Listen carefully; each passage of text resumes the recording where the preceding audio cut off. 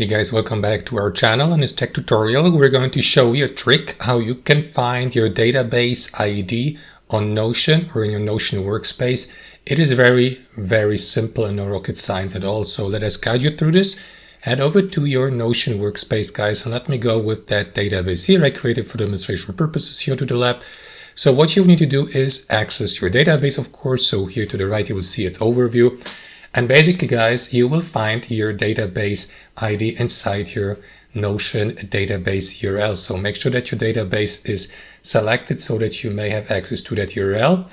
So you will find your ID, guys, right here, starting after that slash, after the notion.so address here. So let me highlight it, the first character with 26 here, and after that highlight it till you get to the first question mark you see.